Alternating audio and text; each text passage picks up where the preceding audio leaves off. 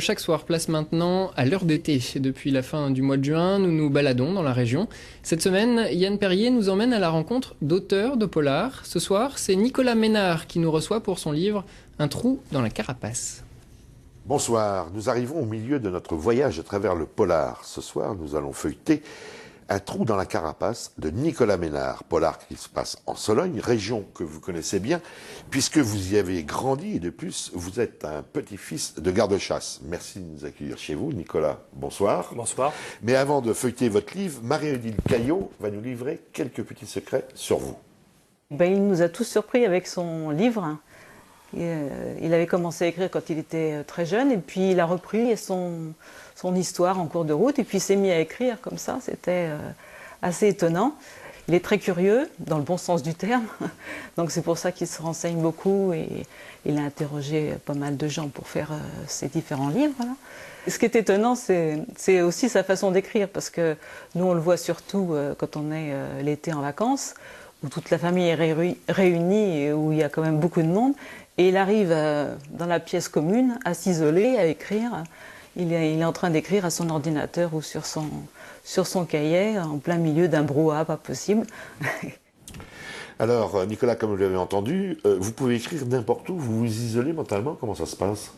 Ah oui, complètement. C'est-à-dire, quel que soit l'endroit dans lequel je me trouve, en famille, ou même parfois à l'hôtel, puisque je travaille en déplacement, dès lors qu'une idée m'attrape, j'arrive complètement à faire abstraction de mon environnement. Ce qui se passe autour de nous. Oui. Vous écrivez avec un stylo plume ou avec l'ordinateur ? Alors, Un trou dans la carapace, je l'ai écrit avec un stylo. À l'ancienne ? À l'ancienne, voilà. Et ce qui m'a permis de me relire et de corriger. Ça vous vient d'où cette envie d'écrire ? Ah, alors c'est l'inspiration, c'est que les images me parlent, moi. Et puis, Un trou dans la carapace, c'est surtout mon amour de la Sologne lié à mon enfance. Mais alors donc Un trou dans la carapace, c'est une intrigue quand même assez inquiétante donc, qui se passe en Sologne, c'est une région que vous connaissez bien, où les terroristes est le point central de l'histoire. Alors le Jaffar, c'est qui Alors Jaffar, c'est un gros méchant, un terroriste vraiment très dangereux, qui est recherché bien sûr par toutes les polices, par Interpol. Et les brigades antiterroristes veulent absolument lui mettre la main dessus et il est arrivé en Sologne. Voilà.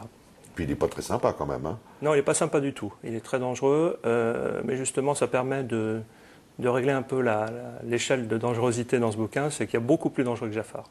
Parce que quand même quand il est arrivé en Sologne, il a tué des gens, il a mis le feu dans un véhicule. Ah oui, il exerce son art sans demi-mesure, mais c'est très intéressant de voir Jaffar arriver et semer le trouble et de découvrir aussi qu'il y a beaucoup plus dangereux que lui derrière. Alors, il y a aussi une autre personne assez dangereuse, c'est le docteur Devel, qui est un drôle de docteur, qui quand même il réalise des expériences chimiques sur des humains, lui. Oui, Devel, c'est un scientifique, oui, dont son cobaye, c'est l'être humain, et c'est un peu le personnage qui cache un peu le réseau qui se passe derrière lui, en fait. Alors, pour Bastien Guillon, c'est quand même une lourde histoire à porter pour lui. C'est une histoire lourde à porter parce qu'il y a deux enquêtes à mener. Il y a une enquête qui est liée à la présence de ce terroriste. Et il a un double mandat, c'est celui également de retrouver une bête mystérieuse dans les bois de Sologne. Il y a quand même son père qui est dans le coup. Alors son père, on ne sait pas s'il est dans le coup, mais en fait son père est le propriétaire du parc animalier de la région et la bête qui erre dans les bois et qui commet des crimes monstrueux proviendrait du parc animalier. Donc c'est vraiment une histoire un peu de famille, une histoire policière en même temps, puis une histoire d'amour, puisque Sébastien Guignot va retrouver son ami d'enfance, Mila.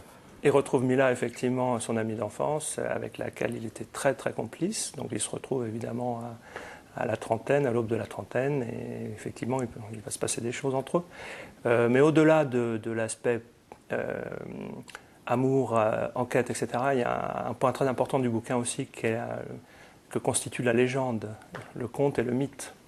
Qu'on trouve en Sologne. Qu'on trouve en Sologne, oui. Et vous avez d'autres projets d'écriture ? J'ai écrit un second livre qui va paraître en février 2011. Qui ne se situera pas du tout en Sologne cette fois-ci, mais plutôt en région montagneuse. Vous changez de région. Voilà, on change de région, mais je vais revenir très prochainement en Sologne. Avec un autre Jaffar ? peut-être un autre Jafar, Un de ses enfants, non? un de ses enfants, un de sa descendance. Merci Nicolas. Donc je vous rappelle, Un trou dans la carapace aux éditions Pavillon Noir et demain